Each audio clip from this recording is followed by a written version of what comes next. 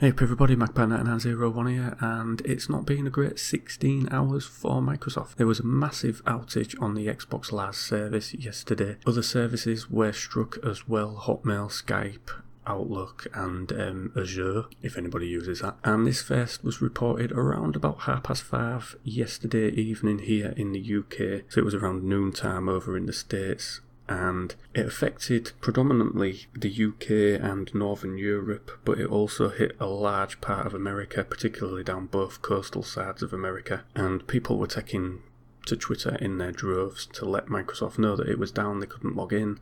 You know, people had just come back from a day at work, wanted to chill out, couldn't use anything on the Xbox because of course you have to be pretty much signed in to use anything on the Xbox, and they were not too pleased about it, which I can understand. Now around 11 PM things started to settle down and services started to come back online. Xbox Live was back online by I believe midnight, according to some people that I know, and the reports at Down Detector started to rapidly drop around midnight, but of course a lot of people had given up and gone to bed by then anyway.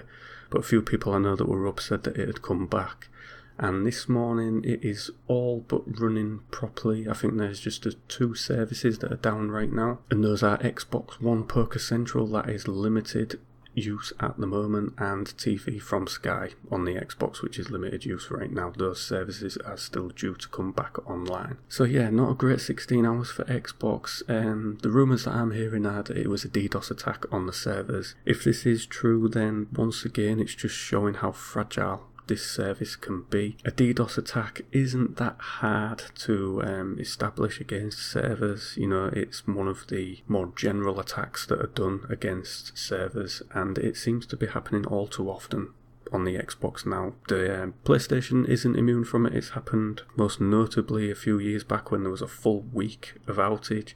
And then of course the other Christmas where we had a few days out on both PlayStation and Xbox. So does something need to be done with these services? I believe it does. There has to be some uncoupling from having to be online all of the time. I think that if you log into your PlayStation or your Xbox, say once a week, that validates you as that user to that Xbox.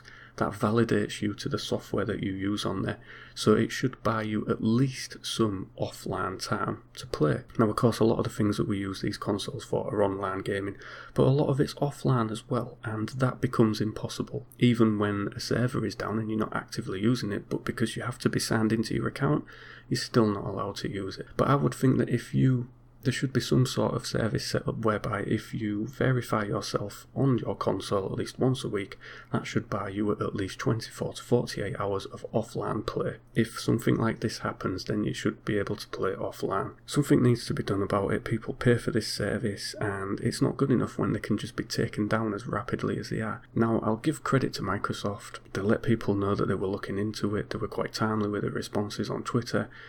Of course, them looking into it isn't what people want to hear. They don't want to know the problem in the first place. They want it just to be solved, but at least there was a timely response from them, and there was getting back to people on it, and they let them know all through the process what was going on. But it's still not good. You know, a service that big to go down, it's ridiculous really, and something really does need to be done about it. But everything seems to be up and running now, so until the next time.